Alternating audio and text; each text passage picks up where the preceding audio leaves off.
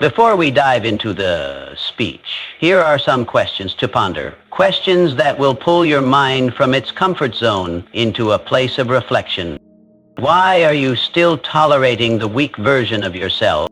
What would your life look like if you killed that version today? Do you realize that every excuse you've repeated is a seed planted by that weaker self? How long will you let fear sit in the driver's seat of your destiny? Now, listen carefully, because the truth you're about to hear won't be gentle, but it will set you free.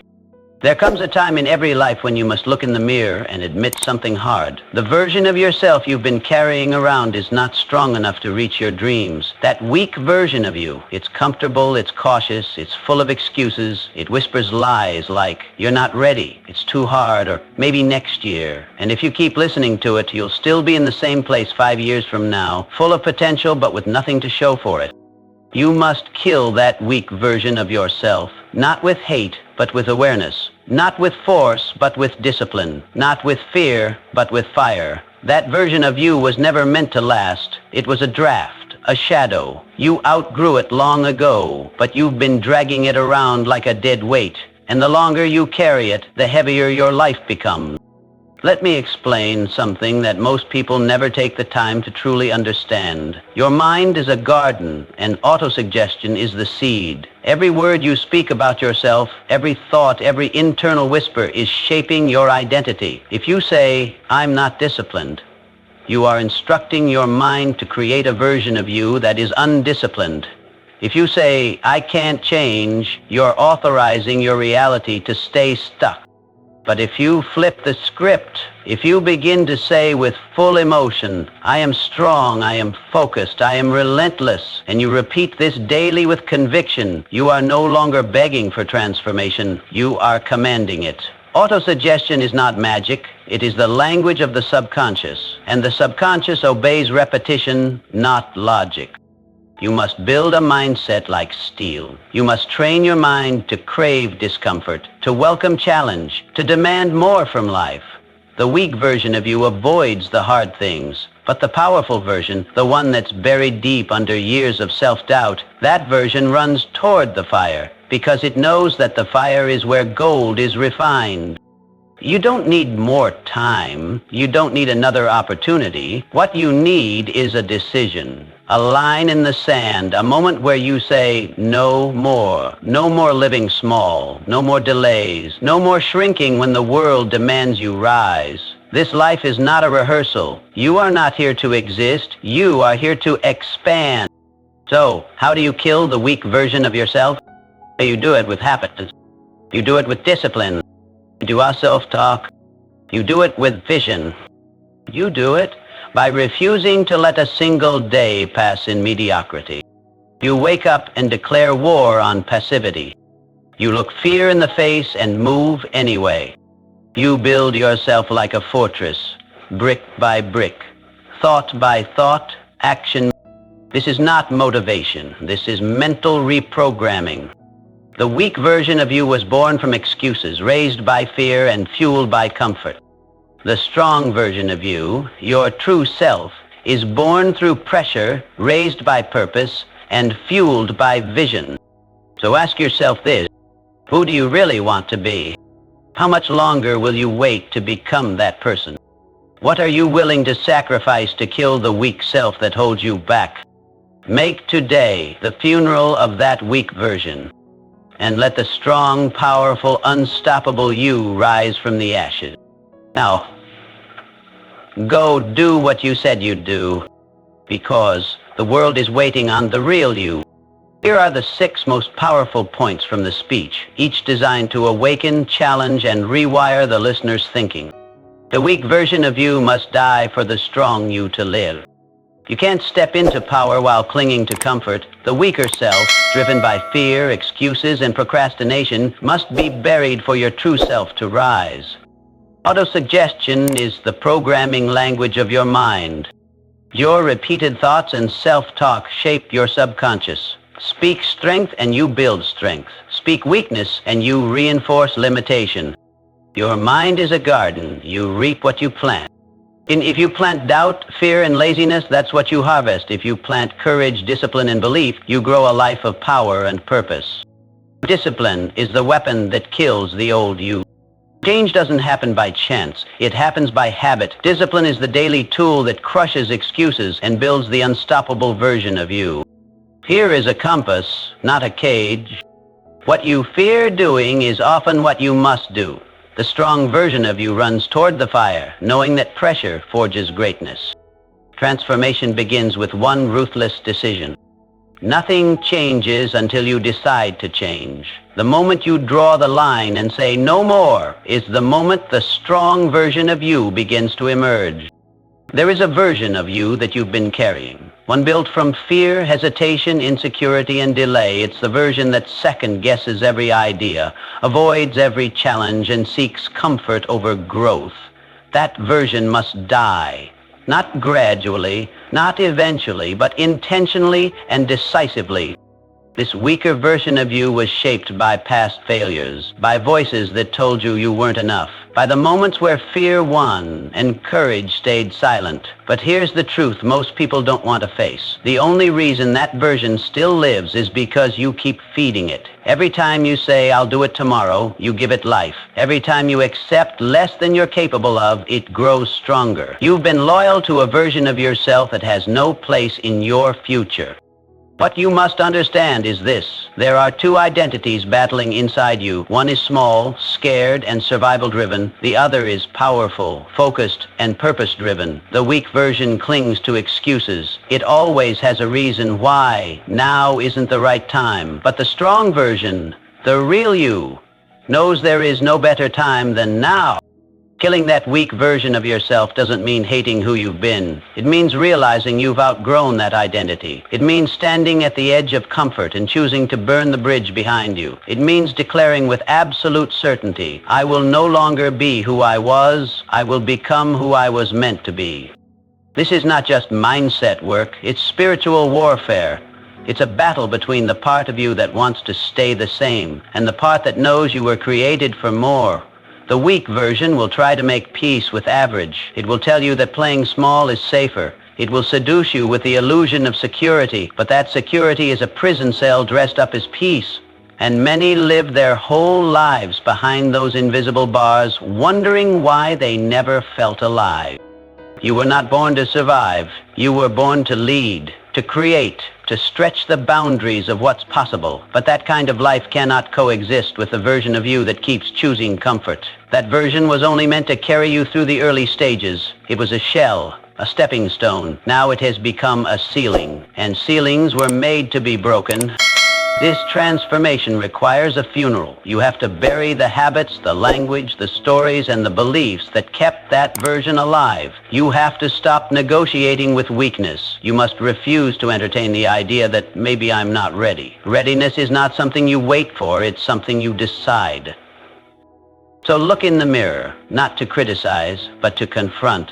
Ask yourself, am I protecting a version of me that no longer serves my purpose? Am I committed to my growth, or just casually wishing for change? When you make the decision to kill that weak version of yourself, you're not losing anything. You're finally making room for the real you to rise. The you that's hungry, the you that's focused, the you that doesn't flinch in the face of adversity.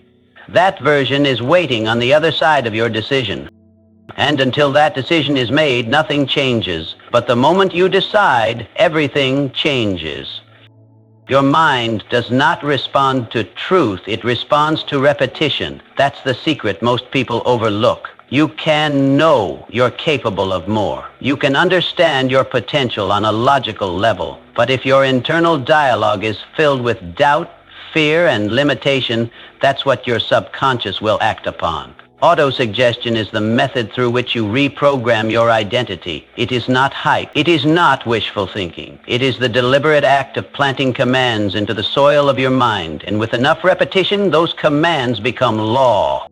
Every word you speak about yourself, every sentence you rehearse mentally is a suggestion to your subconscious. Say it enough times with emotion, and your subconscious accepts it as truth, whether it's empowering or destructive. That is the raw power of autosuggestion. Think of your subconscious as a machine that doesn't reason, doesn't analyze, doesn't filter. It simply takes what it's given and begins to build your life from that blueprint. If you constantly say, "I'm tired, I'm not good enough, I never follow through," your subconscious begins to form patterns that reflect those words. It sabotages opportunities. It dims your energy. It makes quitting feel comfortable, not because it hates you, but because that's what you instructed it to do. Now imagine if you began each day saying with conviction, "I am disciplined, I am focused, I am capable of achieving anything I commit to," and you didn't just say it once, but you repeated it daily with full emotional force, especially when you didn't feel like it. That repetition becomes a new internal rhythm. Your subconscious begins to align your thoughts, energy, and behavior with that identity. The average person speaks defeat over their life without even realizing it. They say things like, "I'm just not built for this," or "That's just who I am," as if their current state is permanent. But nothing is permanent in the human mind unless you install it through repetition. Autosuggestion gives you the power to rewrite the script of your life. It moves you from reacting to life into creating it. Here's where people get it wrong. They try it once or twice and say it didn't work. That's like going to the gym for 2 days and expecting transformation. Autosuggestion requires daily investment. It's not just about words. It's about belief, intensity, and consistency. It must be part of your lifestyle. When you combine autosuggestion with action, transformation is inevitable. You begin to think differently, and therefore you begin to move differently. You show up with more certainty. You attack goals with greater urgency. You stop waiting for motivation because you've trained your mind to be motivated by command. If you want to kill the weak version of yourself, you must stop saying what that version says. You must stop feeding it with language. Words are seeds. If you plant weakness, you grow failure. If you plant strength, you grow victory. Autosuggestion is how you shift your identity, and identity is what drives behavior. If you identify as a disciplined, focused, powerful individual, you will start to act like one, even before you fully believe it.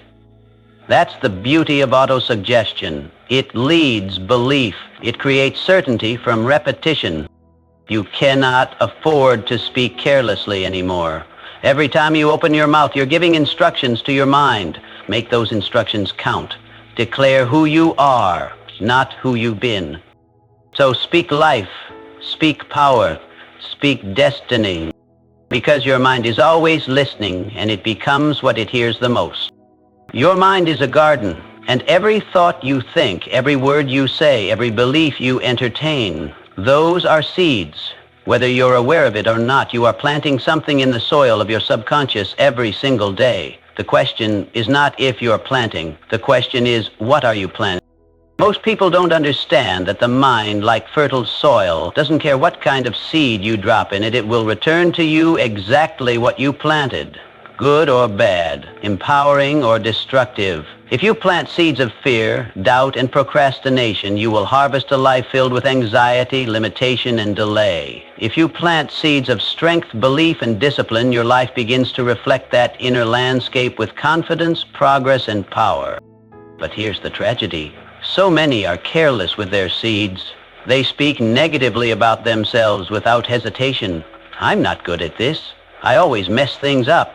This will never work for me." And then they wonder why their lives look like barren fields. No growth, no success, no movement. They blame circumstances, other people, or bad luck. But they never stop to realize this is the harvest of the seeds you've been planting all along. Your thoughts are not just ideas. They are creative forces. The mind takes them seriously, especially when they are emotional and repeated. One negative thought might not do much, but think that same thought every day for weeks, months, years. It becomes a root, and roots create strongholds. This is why your internal dialogue matters more than anything else. You don't rise above the level of your self-talk. You rise because of it. You are not just living in the world around you, you are living in the world within you. And that world is shaped by what you consistently plant. The good news is the soil doesn't hold grudges. If you've been planting negativity, doubt, and fear for years, the moment you change your seed, you change your future. The moment you begin to consciously plant thoughts of growth, determination, and vision, your inner world begins to shift. And when your inner world changes, your outer world has no choice but to follow. Think about the farmer. He doesn't plant a seed today and demand a harvest tomorrow. He trusts the process. He understands that growth happens below the surface before it's ever visible. And so it is with the mind. When you begin to plant empowering thoughts, when you speak life over yourself every day, you might not see results immediately, but the roots are forming, the soil is working, and in time the harvest will come. That's why consistency is everything. You can't plant greatness on Monday and then plant fear the rest of the week and expect a strong life. You must become intentional. With every word you speak, every belief you reinforce, and every thought you allow to take root. This is not mental fluff. It's the foundation of transformation. If you want a powerful life, you must tend to your mental garden daily. Pull the weeds, those self-defeating thoughts that try to come back. Water the good seeds, your declarations of strength, purpose, and potential. Expose your mind to sunlight, truth, inspiration, discipline, vision. You're not a victim of your life. You are the gardener of your mind, and whatever you harvest in your reality, it all started as a single seed you chose to plant or failed to remove. So, be intentional, be ruthless, be faithful. Because your mind is always growing something, make sure it's growing what you want. Discipline is the weapon that kills the old you, the weak, undisciplined, comfort-seeking version that has held you back for far too long. You cannot transform into the person you're meant to be without it. Motivation may light the fire, but only discipline keeps it burning. Motivation fades, discipline remains. Every time you act out of discipline, you chip away at the old identity. You take power away from the voice that says, stay in bed, skip the workout, do it later, or just take it easy today. That voice is the protector of your old self. It's not evil, but it's dangerous. It wants to keep you safe, hidden, and ordinary. But discipline is your rebellion. It's the voice that says, I don't care how I feel. I made a decision, and I'm following through. Discipline is the quiet builder of strength. It doesn't shout. It doesn't beg for applause. It's the consistent daily action taken regardless of emotions, regardless of circumstances. That's why it's powerful. Because while others are waiting to feel ready, the disciplined person is moving forward, training, learning, growing. The old version of you wants results without sacrifice. Discipline forces sacrifice. It demands structure, and through that structure, transformation begins.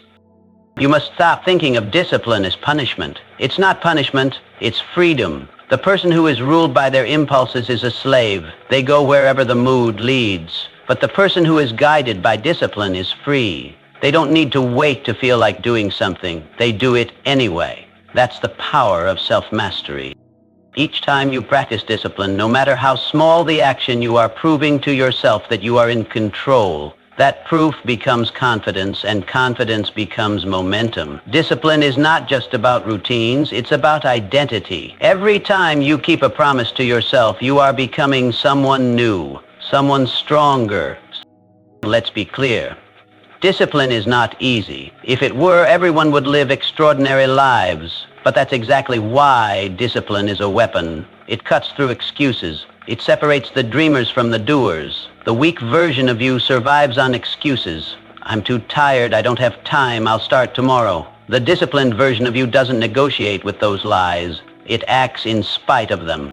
Discipline forces growth. It puts you in uncomfortable places so you can develop mental muscles you never knew you had. Growth doesn't happen in comfort. It happens in resistance. And discipline is the daily dose of resistance you must endure to build the life you say you want. Some think you cannot think your way into greatness. You must act your way into it. Thought without disciplined action is fantasy. Action without discipline is chaos. But disciplined action, that's the formula. That's what kills the weak self and gives birth to the powerful one. Every day you have a choice. Let the old you win or let discipline lead. And each choice compounds. One missed workout becomes two. One lie to yourself becomes a habit. But the same is true for discipline. One act of follow-through builds belief. One victory becomes momentum. One disciplined day becomes a disciplined life. So stop waiting, stop explaining, stop compromising. Discipline doesn't care how you feel. It only cares whether you show up. And when you do, over and over again, you become the kind of person who doesn't just talk about change, you embody it. That's how you kill the old version. One disciplined act at a time, relentless, unapologetic, focused, and eventually unrecognizable to who you once were. Fear is often misunderstood. Most people treat it like a warning sign that says, stop. But in reality, fear is not meant to be a cage. It's meant to be a compass. It shows you exactly where your growth is hiding. It points to the door you need to walk through to become the version of yourself you've never met. The problem is, most people run the other way. They see fear and assume danger. But often what you fear doing the most is the very thing that holds the key to your breakthrough. The old, weak version of you is controlled by fear. It avoids anything uncertain, uncomfortable, or difficult. It prefers safety, even if that safety is boring, unfulfilling, or silently destroying your potential. The stronger version of you, the one you're meant to become, doesn't run from fear, it runs toward it. Because that version knows everything you want is on the other side of fear. Fear is not there to stop you. It's there to stretch you, to teach you, to sharpen you. It reveals where you've drawn invisible lines in your life and said, I can go this far, but no further. But growth doesn't respect those lines. It demands that you erase them, step over them, and enter into territory you've never walked through before. You have to understand something critical.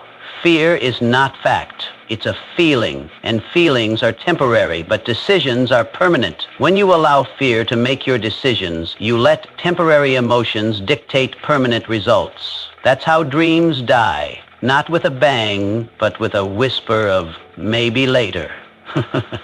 I'm not ready, or what if I fail? Here's the truth.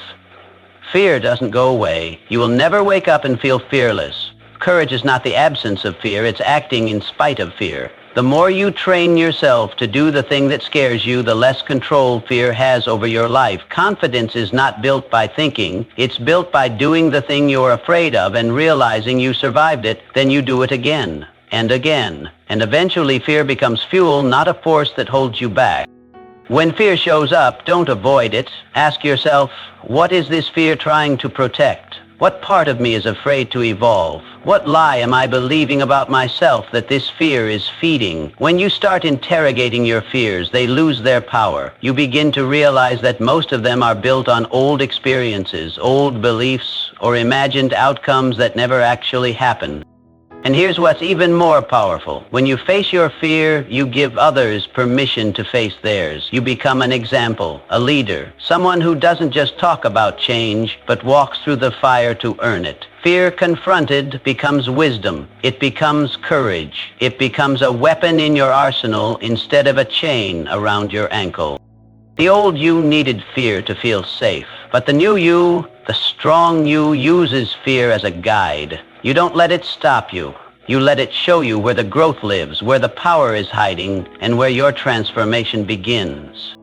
So stop treating fear like a wall. Treat it like a doorway. The more fear you face, the more fearless you become. And the more fearless you become, the more unstoppable you are. Remember, fear isn't your enemy. It's your teacher, but only if you're willing to face it, listen to it, and move through it with purpose. Every human being has a thermostat inside their mind that regulates their entire life. It determines how much success you tolerate, how much happiness you believe you deserve, how much discipline you allow yourself to walk in, and how far you're willing to go. That thermostat is called your mindset. And unless you raise it, you will always return to your internal settings, no matter how much progress you make on the outside.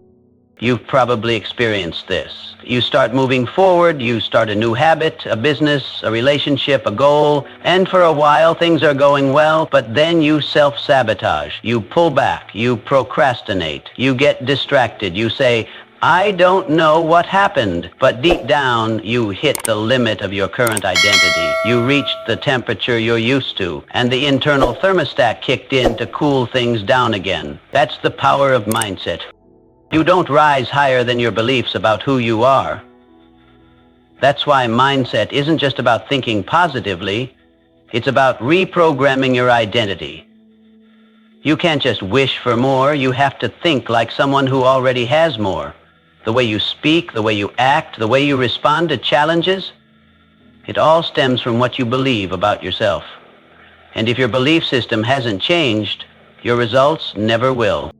The weak version of you is driven by a fixed mindset. It says, this is just how I am. It avoids challenge. It fears failure. It needs approval to feel worthy. But that mindset was built from the past. It was shaped by failure, rejection, insecurity, and opinions. And as long as you keep living by that system, you will recreate the same cycles. You'll call it bad luck, but it's really just an outdated mindset controlling your life like an invisible puppet string. You must upgrade your internal programming. You must build a mindset that is growth-based, resilient, and deliberately chosen. That means you stop defining yourself by your past and start designing yourself based on your future. You stop reacting to life and start constructing it. You stop seeking comfort and start seeking challenge. Challenge is how mindset grows. You have to stretch your belief system by doing things that contradict your old limits. You start waking up earlier than you ever have. You speak on stages you thought you weren't ready for. You say yes to opportunities before you feel qualified. That's how you trick your subconscious into evolving. It has no choice but to rise with your action. And this is where the secret lies. When your mindset changes, your results must follow, not by force, but by alignment. You no longer have to push to stay disciplined or motivated. You become the kind of person who does those things naturally. That's what identity level change looks like. You no longer ask, can I do this? You say, this is who I am now. But mindset must be fed. It must be trained daily, through reading, through reflection, through repetition, through exposure to greater levels of thinking. You must surround yourself with people who stretch your vision, not shrink it. Your environment is fertilizer for your mindset. Choose it carefully. You cannot build a new life with an old mindset. You must destroy the internal ceilings that have kept you stuck. Stop negotiating with limitation. Stop rehearsing the stories of failure. Raise your standard of thought. Because once your mind expands, it never goes back. And once your mindset shifts, the old version of you no longer fits. That's how you rise. Not by chance, but by choice. By deliberately upgrading the mental software running your life. Change your mind, and you will change everything. A version of you that settles for less, makes excuses, procrastinates, and fears growth must be eliminated permanently. The weak self is not your true identity. It's a product of conditioning, comfort, and a mindset programmed by limitation. This entire journey is not about becoming someone else. It's about killing who you were never meant to be.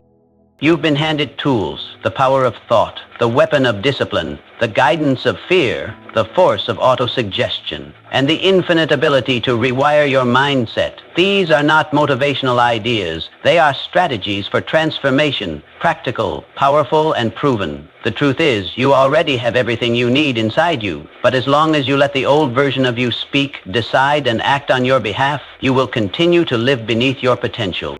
This is a call to war. Not with the world, but with the part of you that keeps playing small. The version that says, I can't, I'm not ready, or maybe tomorrow. That version must be starved of attention, silenced by action, and replaced by an identity forged in purpose, focus, and resilience. It starts with your words. Speak what you want to become. It grows with your choices. Do what the best version of you would do, especially when it's uncomfortable.